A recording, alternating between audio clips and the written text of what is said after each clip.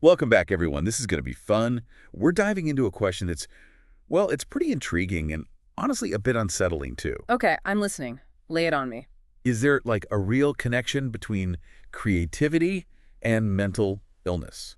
Something, people have thought about forever, right? Yeah, for sure. And today we're using Thomas Mann, that incredible German novelist, as kind of our way into this whole thing. Makes sense. He's a great example, I think. And, it's fascinating how we often sort of romanticize this tortured artist idea, like their struggles are like essential to their genius or something. Exactly, like it's a package deal. Yeah. But with Thomas Mann, what's cool is we have his diaries and letters, so we get this personal glimpse into his world. Totally, a window into his mind, so we can actually dissect this whole idea. For real? Oh. Okay, so to start us off, there's this, kind of juicy tidbit from Mann's younger years. Ooh, gossip time. Okay, hit me. He was, totally smitten with his friend, Paul Ehrenberg, but it was unrequited. Ouch. Yeah, that's gotta sting. So here's where it gets interesting. This unrequited love, it doesn't just go away. It kind of echoes through his writing, No way. Give me an example. Okay, think about characters like Baroness Anna in A Stroke of Luck or Tonio Kroger from the novella, Okay, I see it. Obviously, they're not like Paul exactly, but... Right, not literally. But the emotional vibes, they're there. The undercurrents, for sure. It's like he's using these intense personal things, even the bad stuff, and weaving them into his art. Do you think that's common? Oh, 100%. I mean, artists draw inspiration from their lives, right? Right. Like channeling their demons or whatever. It makes you wonder, doesn't it? Totally. And with Mann, we have this unique chance to explore this connection because his diaries, his letters, they give us, access to his process, his struggles. Yeah, it's all right there. So let's talk about this shadow self idea. Mann uses this image of the little hunchback a lot. Yeah, I remember that. To represent, the darker side of genius. Those impulses, like lurking under the brilliance. Man, that little hunchback is such a powerful image. It really suggests that even the most brilliant minds, they've got this darker aspect too. Yeah, like a duality. Right. And that's key to understanding Mann's work, I think, and his life too. It's interesting, right? Because it plays into this whole cultural thing we have, this tortured artist trope. Totally. The idea that, suffering is somehow needed for great art. Like you got to pay the price. Yeah. And it's important to, really question that assumption. Absolutely. Is there something about the creative process itself that, might contribute to these struggles? Right. Is it isolating? Destabilizing? Yeah. Or is it something else entirely? What do you think? Honestly, I think it's probably a bit of everything, Yeah. Nature and nurture, personal experiences, how they deal with the world. It's a huge question worth thinking about for sure. Definitely. As we, keep digging into Mann's life, his relationships, maybe we'll find some answers. What stands out to you so far? Well, I mean, right away, you got to think about how complex his personal life was. His relationships were, intense, and his own struggles, with his sexuality. Even though he was married. Yeah, despite being married to Kati Pringsheim. And all that's woven into his writing. And he even, based some of his characters on real people. Right. Absolutely. Like Katia, it seems like she appears in different forms. Right. Fiore in Fiorenza, the princess and Royal Highness. It's almost like he's working through his feelings about her. Exactly, by using these, fictional versions of her. Exactly. It's fascinating. And his relationship with his son Klaus, that was especially tough. Oh, yeah. Klaus had his own issues, for sure. In Mann's diaries, they show this deep affection for Klaus, but also, worry. Yeah, a lot of concern for his well-being. Which kind of mirrors, those father-son things you see in stories like Disorder and Early Sorrow. It's wild how those personal experiences, good and bad, find their way into his work. Yeah. It makes you wonder if creative expression is a way for artists like Mann to process those emotions, Yeah, to make sense of it all. Yeah. It's a compelling idea. Art gives them an outlet. Exactly. And then there's Mann himself, so outwardly respectable. Totally. A pillar of society. But grappling with these hidden desires. Came from this conservative background, yet his political views became, way more liberal. Oh, yeah. He was full of contradictions. A huge contrast. Right. Take his stance on Nazism. Okay, yeah. Became a staunch critic. But some of his early writing has like traces of those nationalistic anti-intellectual ideas that, fueled the movement. It just shows you how even brilliant minds, they're influenced by their times and hold these like conflicting views. For sure. And he supported social democracy, but then also sometimes talked about wanting, a strong leader. It's like he was always wrestling with these different forces inside him. Constantly, Like, look at his personality, right? Meticulous, craved order. Right. But also drawn to that chaotic, like, Dionysian side of life. Oh, yeah. Wild. It's so interesting, this duality. It really makes you wonder if those conflicts, that push and pull, maybe contributed to his genius.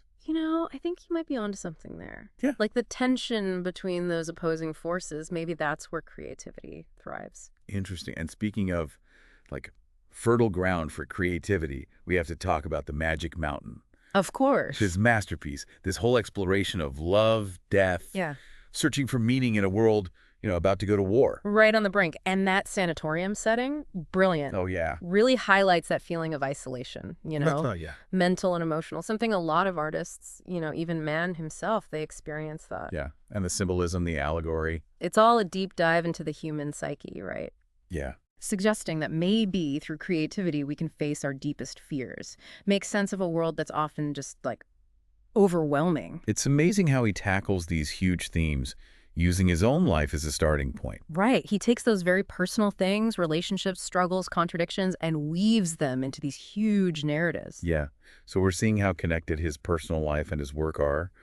But this link between creativity and, mental illness, it's slippery. It really is. It's complex. There's so many sides to it. We've only just scratched the surface, and there's no easy answer. Mann's life is a great case study, but we can't overgeneralize. Right, right. Before we move on to the next part of Mann's life and his work, what are your initial thoughts on this link? I mean, what are your impressions so far? It's a question, honestly, that has fascinated people forever, Right. And it's still challenging us today. As we go deeper into Thomas Mann, keep this in mind. Does real artistic genius need some level of internal struggle, even like madness? Whoa. Is it the price you pay to create something truly profound? That's a big one. We'll explore that more when we come back. Stay tuned, because next time we'll look at the influence of Mann's family, his evolving political views. And for our listeners who want to dig deeper, I highly recommend Death in Venice. Great choice. It gives another glimpse into these themes we've been talking about today. It's a haunting story. Really explores the dark side of desire and how fragile human nature is. All themes that are central to our, mad genius question. We'll be back soon with more on the incredible life and work of Thomas Mann.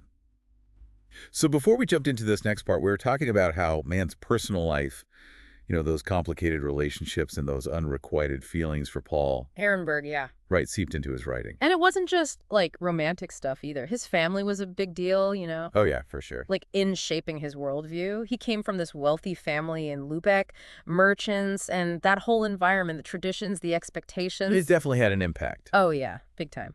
It's almost like having this really strict upbringing kind of fueled those conflicts we were talking about. Right. His father was a senator, right? Yeah. So he, really embodied that traditional conservative world. Totally. And then his mother, she was born in Brazil, and she was considered more, artistic. Yeah, interesting. Got a different energy to the family, Yeah. So those contrasting things, tradition versus artistic freedom, order, and chaos. It was all there from the beginning. Baked in, yeah. And then there's Heinrich, his brother. Another writer. Right. Can you imagine? That must have been. Oh, I bet it was interesting, to say the least. Two literary giants in the same family. Yeah, talk about sibling rivalry. Definitely some tension there. You can feel it in their letters, that mix of admiration and competition. Yeah. I mean, they were both, major figures. Exactly. And I think Thomas often felt, overshadowed by Heinrich. Right. Heinrich was more flamboyant. His writing was bolder. There's this line in one of Thomas's letters where he calls himself a runaway Barian. A runaway Barian? What's that? Like someone who escaped, a restrictive environment but can't quite shake it off. Oh, wow. Right. That's so perfect because that push and pull between being drawn to his roots but also wanting to break free, it's all over his work. Yeah, I see it. Buddenbrooks, for example. Think about those characters. Trapped by their family. Exactly. Struggling to balance what they want with what's expected of them. It's like he's working through his own issues, right? Oh, totally. He craved that stability, that respectability. But then also, this yearning for individual expression. Yeah. To explore those darker parts of life, the things his family probably wouldn't have liked. Exactly. And then, of course, there are his relationships with women. I mean, he was married to Katya for over 50 years. A lifetime. But in his diaries, you see these struggles with his sexuality, his attraction to men. So it was like this hidden part of him. Yeah, this contrast. This outwardly, this picture of respectability. Right.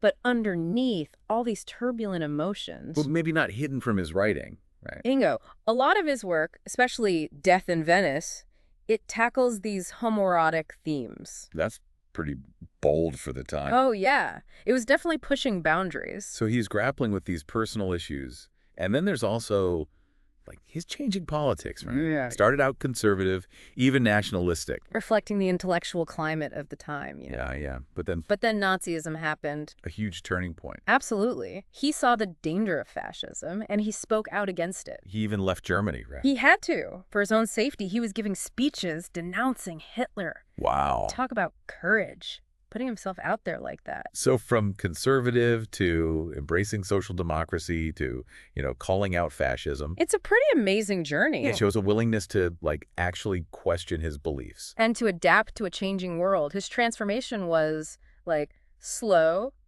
but really profound. Driven by what?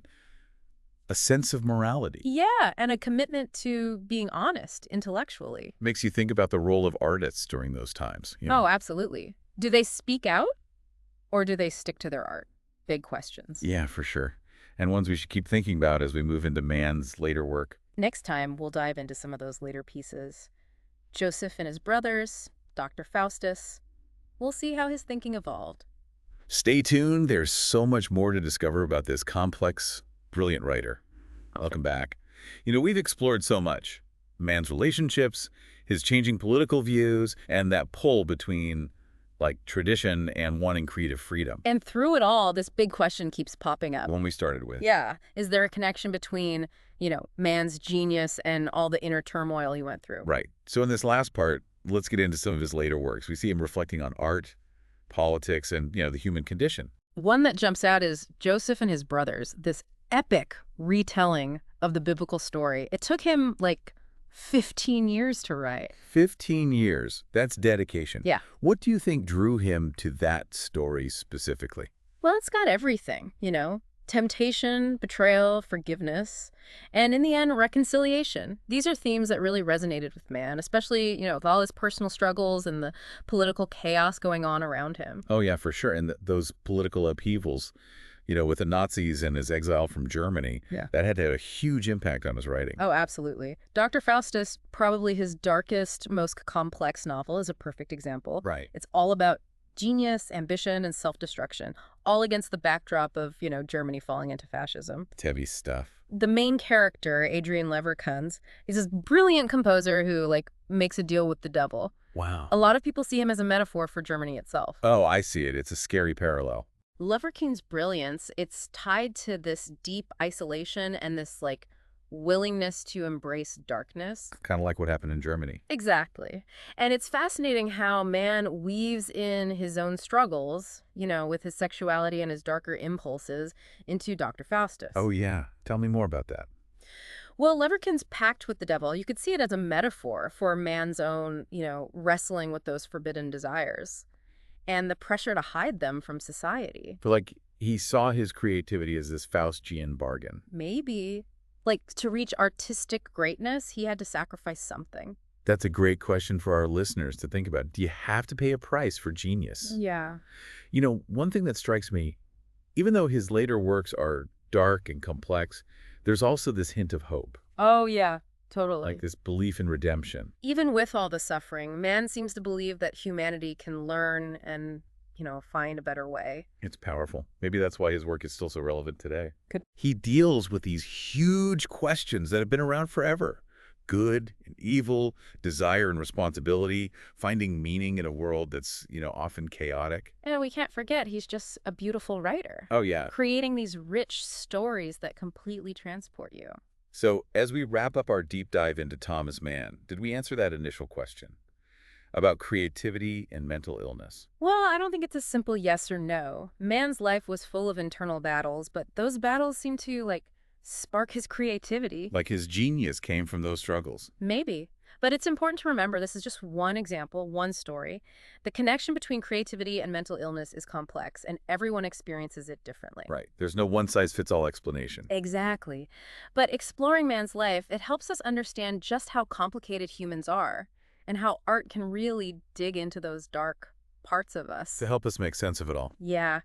And maybe that's the big takeaway. Even with darkness and inner turmoil, there can be beauty and meaning, even hope. Well said. Thank you for joining us on this deep dive into the life and work of Thomas Mann. We hope you'll keep exploring his writing and the work of other artists who, have dealt with these big questions. Until next time, keep thinking, keep searching, and keep the conversation going.